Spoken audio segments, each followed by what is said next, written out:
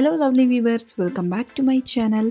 ಇವತ್ತು ಗುಜರಾತಿನ ಒಂದು ಸ್ಪೆಷಲ್ ರೆಸಿಪಿ ಅಂತಲೇ ಹೇಳ್ಬೋದು. ಇದರ ಹೆಸರು ಖಾಂಡವಿ.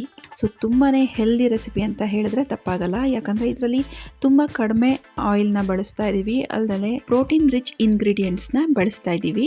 ಸೊ ರೆಸಿಪಿನ ಶುರು ಮಾಡೋಣ. ಅದಕ್ಕೂ ಮೊದಲು ನೀವಿನ್ನು ನಮ್ಮ ಚಾನಲ್ಗೆ ಸಬ್ಸ್ಕ್ರೈಬ್ ಆಗಿಲ್ಲ ಅಂದರೆ ದಯವಿಟ್ಟು ಸಬ್ಸ್ಕ್ರೈಬ್ ಆಗಿ, ಹಾಗೆ ಈ ವಿಡಿಯೋ ಇಷ್ಟ ಆದಲ್ಲಿ ದಯವಿಟ್ಟು ಲೈಕ್ ಮಾಡಿ, ನಿಮ್ಮ ಅನಿಸಿಕೆ ಅಭಿಪ್ರಾಯಗಳನ್ನ ನಮಗೆ ಕಾಮೆಂಟ್ ಮೂಲಕ ತಿಳಿಸಿ.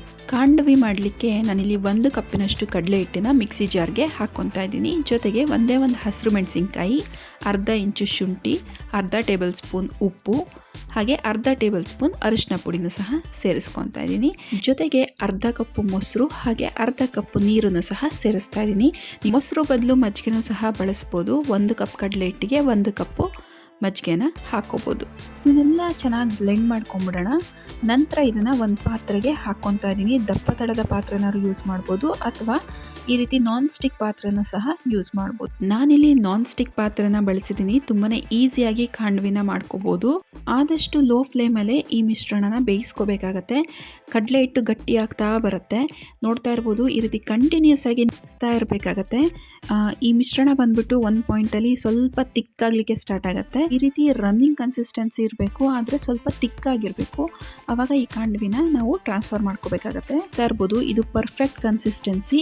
ಇವಾಗ ಒಂದು ಫ್ಲ್ಯಾಟ್ ಸರ್ಫೇಸ್ ಮೇಲೆ ನಾವು ರೆಡಿ ಮಾಡಿ ಇಟ್ಕೊಂಡಿರೋವಂಥ ಈ ಹಿಟ್ಟನ್ನು ಹಾಕ್ಕೊಳ್ಳೋಣ. ಆದಷ್ಟು ಬಿಸಿ ಇರಬೇಕಾದ್ರೇ ಈ ಹಿಟ್ಟನ್ನು ಈ ರೀತಿ ಚೆನ್ನಾಗಿ ಸ್ಪ್ರೆಡ್ ಮಾಡ್ಕೋಬೇಕಾಗತ್ತೆ. ತಿನ್ನಾಗಿ ಲೇಯರ್ ಹಾಕ್ಕೋಬೇಕಾಗತ್ತೆ. ತಣ್ಣಗಾದ ನಂತರ ಈ ರೀತಿ ಮಾರ್ಕ್ ಮಾಡ್ಕೊತಾ ಇದ್ದೀನಿ. ತುರಿದಿರೋಂತಹ ಕಾಯಿನ ಸ್ವಲ್ಪ ಉದುರಿಸ್ತಾ ಇದ್ದೀನಿ. ಹಾಗೆ ಸಣ್ಣಗೆ ಹೆಚ್ಚಿರುವಂತಹ ಕೊತ್ತಂಬರಿ ಸೊಪ್ಪನ್ನು ಸಹ ಇದ್ರ ಮೇಲ್ಗಡೆ ನೀಟಾಗಿ ಸ್ಪ್ರೆಡ್ ಮಾಡ್ಕೊತಾ ಇದ್ದೀನಿ. ನಾವು ಆಲ್ರೆಡಿ ಮಾರ್ಕ್ ಮಾಡ್ಕೊಂಡಿದ್ವಲ್ಲ, ಅದೇ ಪ್ರಕಾರ ನಾವು ಇದನ್ನ ಈ ರೀತಿಯಾಗಿ ರೋಲ್ ಮಾಡ್ಕೊತಾ ಹೋಗಬೇಕಾಗತ್ತೆ. ಸ್ಟೀಲ್ ಪಾತ್ರೆ ಅಷ್ಟೇ ಅಲ್ಲ, ಬಟರ್ ಪೇಪರು ಅಥವಾ ಆಯಿಲ್ ಪೇಪರ್ನಾರು ನೀವು ಈ ಖಾಂಡವಿ ಮಾಡಲಿಕ್ಕೆ ಬಳಸ್ಬೋದು.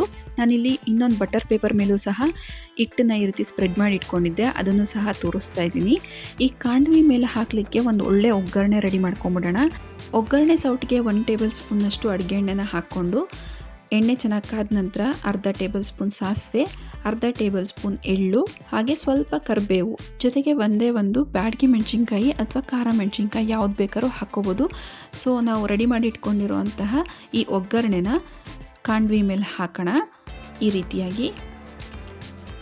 ಸೊ ಇದ್ರ ಮೇಲ್ಗಡೆ ಮತ್ತೆ ಬೇಕಾದರೆ ನೀವು ಕಾಯಿ ತುರಿ ಹಾಗೆ ಕೊತ್ತಂಬರಿ ಸೊಪ್ಪನ್ನ ಸೇರಿಸ್ಕೋಬೋದು. ಒಂದು ಗುಜರಾತಿ ಸ್ಪೆಷಲ್ ರೆಸಿಪಿನ ನೀವು ನಿಮ್ಮ ಮನೆಗಳಲ್ಲಿ ಟ್ರೈ ಮಾಡಿ ಹೇಗೆ ಬಂತು ಅಂತ ನಮಗೆ ಕಾಮೆಂಟ್ ಮೂಲಕ ತಿಳಿಸಿ.